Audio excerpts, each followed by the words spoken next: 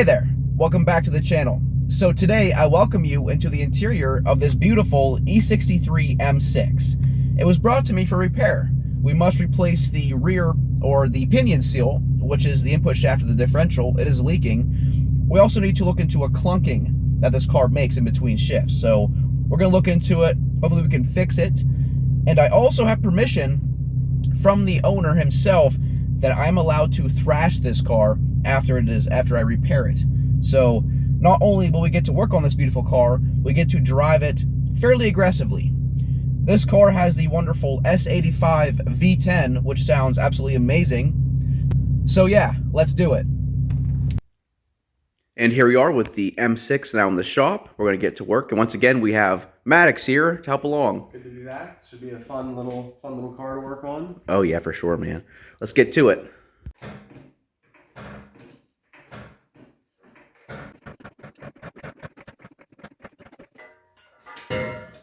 Keep coming. How's that? Is that better? Yeah. Not gonna crack anything. Okay. So we currently have Maddox loosening the exhaust as we need to drop it because the first order of business for this car is the pinion seal, which is the input shaft seal for the diff. As you can see, it's just soaking wet down here. So in order to get access to the seal, we're going to drop the exhaust and then this heat shielding and stuff. So, yep. I'm ready back here. Yep, I'm good. Good? Yep. It's going to be heavy, so careful. It's on me, I'm good. Let it kind of Shimmy with it. Yep. Okay, hold on, let me set it down. Yep. There we go. Beautiful, dude.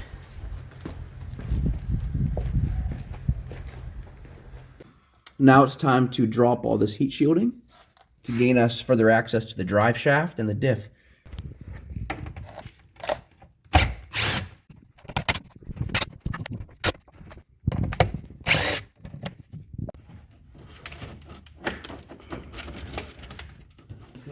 This car sees a lot of garage time. So is it just a napkin? Yeah. Look, there's a chunk. Yeah, it just got caught up in the drive shaft. Yeah. Here is the drive shaft now exposed. We got to remove the bolts for the Guibo, 18mm, and also 18mm nuts on the opposite sides. As you can see, the Guibo looks pretty good. There's no cracking or anything. Looks pretty solid. We also want to inspect the center support bearing while we're down here, which is that right there. It also looks pretty nice. No cracking or anything, which is good. No excessive movement. We come back to the differential. Here is a CV style flange for the drive shaft, and then bolts to the input shaft of the diff. And once again, just look how damp it is. The oil was being slung all around here while the drive shaft was spinning. It was just slinging oil, which again is coming from a seal in here. So now we're going to lower the drive shaft. Looks like some typical E12s here, 13s, and once again 18mm hardware for the Guibo.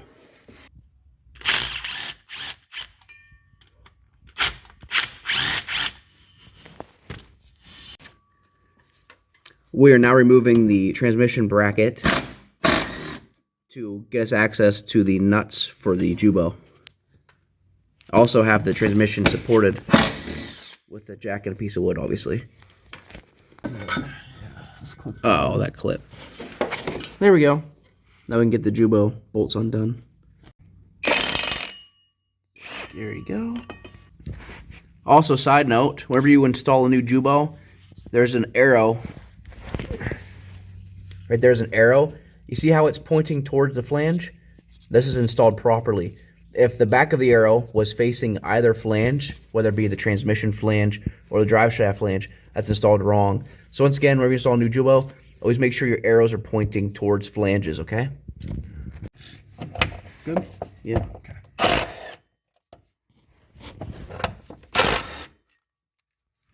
There we go. And then pull it back. There you go. Now with the drive shaft removed, we need to remove the nut retaining the input shaft. But before that, we're going to mark where the nut currently is, because depending how tight you make that nut is going to mess with the take-up or lash of the diff. So by simply marking the nut and shaft, we can retighten it to the original spec. And also, before the nut comes out, we need to remove this locking collar in here. You can see it. It's going to hold the nut so it can't back itself out. There we go. There's that. Now, like I said, I'm going to mark the nut to the shaft so I know where to retighten it to.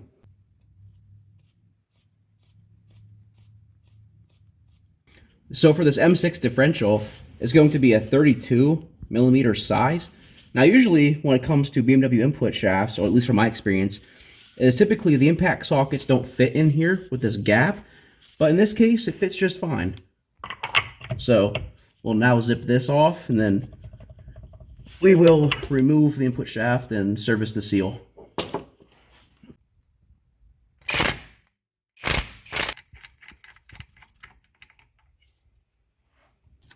So now, using a slide hammer, I'm going to remove the input shaft of the differential using extra hardware that I had, because I don't want to damage the original. So this should pop right off with a few blows of this.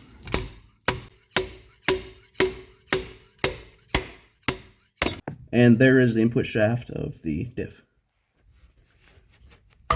Oof. There we go, and there's some fluid coming out, which is okay, because we're going to refill the diff as part of the service anyway. So we now have the new seal started in here. The biggest thing is to make sure it starts off in there straight. Hey there guys, this is going to be a short voiceover as the microphone was covered. So I'm going to finish seating this seal with a rubber mallet. You can use anything non-marring really. I will also finish seating this seal with a metal extension here in a second. I'll show you how I do it. But yeah, once it's in there straight, you'll finish it off with this next method. I'm just going to work my way around the outer diameter of the seal until I hear it hitting, until I hear this extension hitting the face of the diff. Like that. Like that. There we go. There we go. Here is our input shaft going back in. I was sure to wipe the area which contacted the seal nice and clean and dry. I put some grease on the spline so it goes together more smooth. I'm just going to seat it by the tip of the rubber mallet here. Okay, we'll start there. Take our nut, make sure it's clean and dry. Put it on. Be sure not to dirty up our marking so we can still see it. Going to install this new lock ring here, or whatever you want to call it. Put it in there. We now have the lock ring installed here, so the nut cannot back out. We have either side indented into the input shaft, which locks the nut. We are currently draining the differential. As you can see, the fill plug is already out, which is highly recommended to do, as if you drain your fluid, and if for some reason your fill plug is seized, you know, you're kind of screwed, so always remove your fill plug first. We're about to crack loose the drain plug to drain the fluid. There we go. Oh yeah, pretty dark, but looks pretty good. We currently have Maddox filling up the differential with a fluid pump here. You can also see we have a brand new drain plug here. It is advised by BMW to replace those with each service. They're cheap enough, so why not? And there we have it. The differential is now full. As you can see, it's seeping from the fill hole. So now we're going to remove our pump and put in the new fill plug. And there we have it, a fully serviced rear diff. Here is the transmission mount for the M6. And here we have one pooched transmission mount. Here's a brand new one. We obviously got both to put in here, so we're going to get those replaced real quick. Here we are with some genuine BMW mounts. Then also some genuine BMW mounting hardware. The ones with the larger washers will be the transmission side, whereas the ones with the smaller washers will be the bracket side.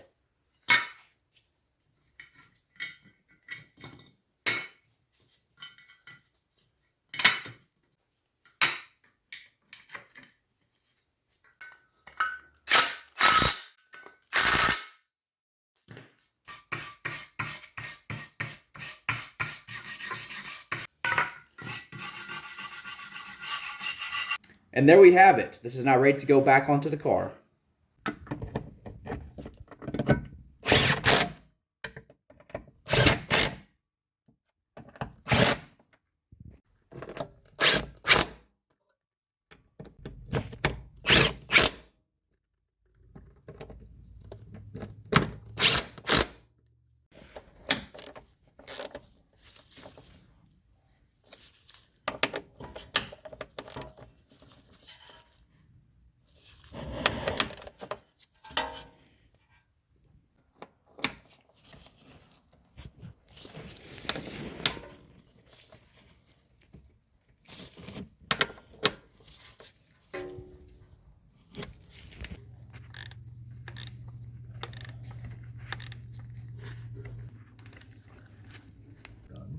I'm currently fastening the heat shields down here. Here is all the heat shielding reinstalled. It is now time to put the exhaust back up in here. So at the moment, I'm currently fixing another person's mistake. Somebody over-tightened this bolt and stripped the threads. So I drilled and re-tapped it, and I'm going to be putting a helicoil insert in that. It's basically a threaded insert. You guys know how these work. It's a thread repair system. So currently tapping the hole to the new size for the helicoil. And yeah, I'm going to put it in and should be good to go. Put some oil in here. Now this is a Freol. This is really good stuff. It's great rust penetrant. Also good for anti-corrosion properties, so that's why I just put it in that hole. And also for lube for my insert here. I'm going to thread it in. And this should fix up this issue. I love using these things. There it goes. That should be good enough. I gotta knock out the center like that. And now we'll test our new threads. There we go. Oh, yeah. Perfect. Now I can finish putting this car together. Awesome. So before the primary splash shields go back on, I went ahead and threw in some new thread inserts here so I can bolt it on properly, and also remove the previously stripped studs from the metal here and replace them with bolts and nuts, so there should be no issue in the future while dropping the splash shield.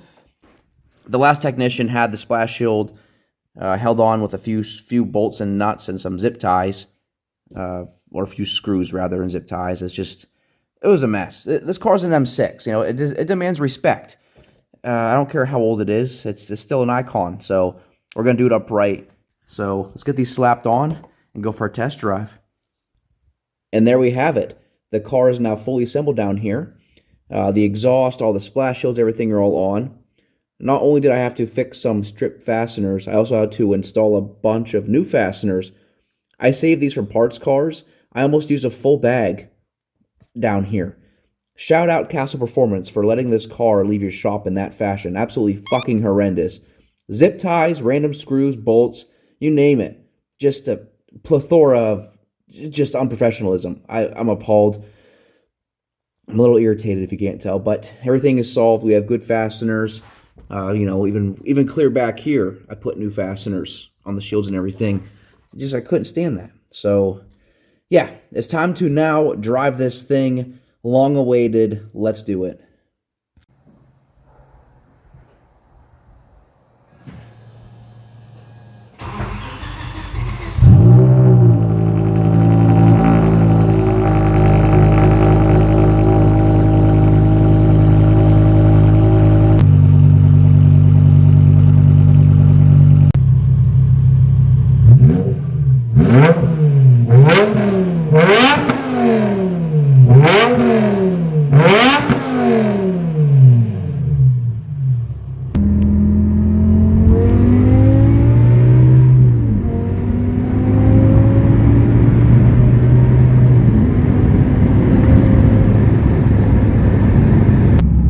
So that pull rate there was without the M mode activated.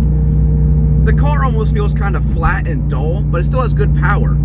The difference comes with the tap of a button. This button right here, we're now in M mode. We'll kick it back down and do a pull again.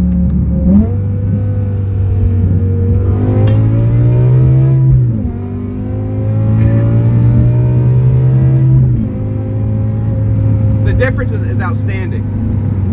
Overall, this car feels absolutely amazing. Very fun. It's an iconic machine. Nothing quite like it.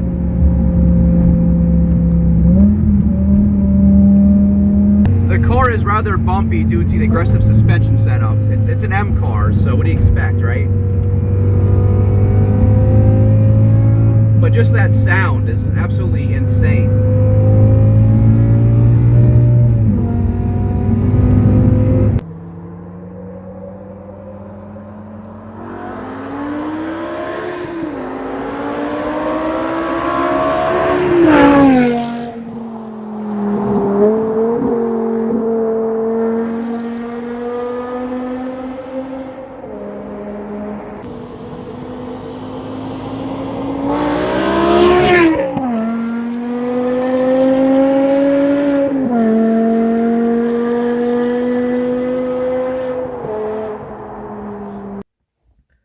Well guys, that's all for today's video. If you found the following footage to be useful or overall entertaining for you, please feel free to subscribe to my channel, as I highly appreciate it. I had a great time working on this car, but unfortunately, it's time for it to go back to the owner. I'm gonna miss you. So yeah, I'll see you guys in the next one. Catch you later.